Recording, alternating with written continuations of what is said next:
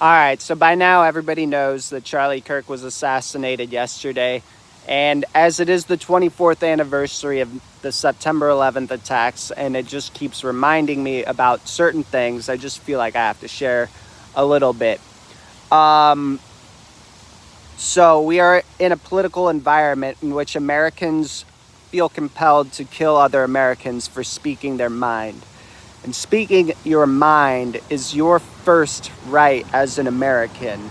Holding the opinions that you hold, that is your first right, the First Amendment, right? That is the one they put in the front to guarantee to all of us.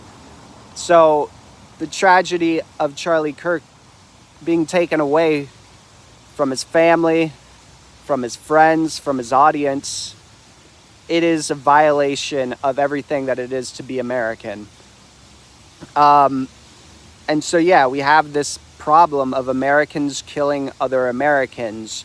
Simultaneously to Charlie Kirk's assassination, a young man, a boy, a child, brought a gun to his high school in Colorado, just one state over from Utah.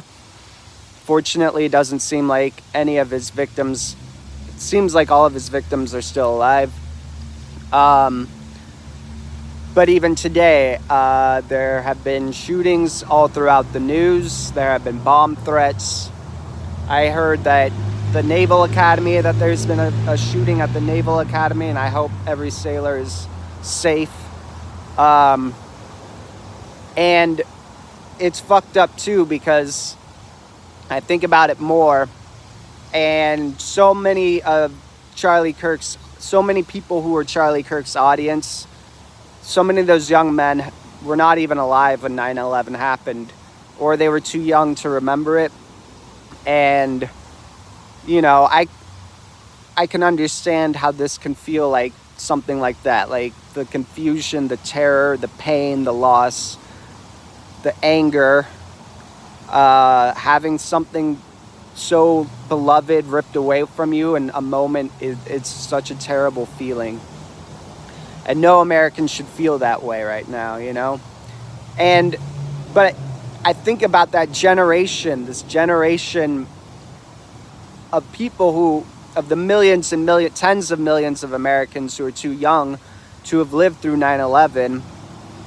And you grew up in a world where you were not asked to go to war.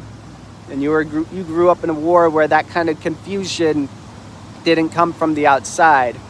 Because although you didn't experience 9/11, you experienced something similar all the time.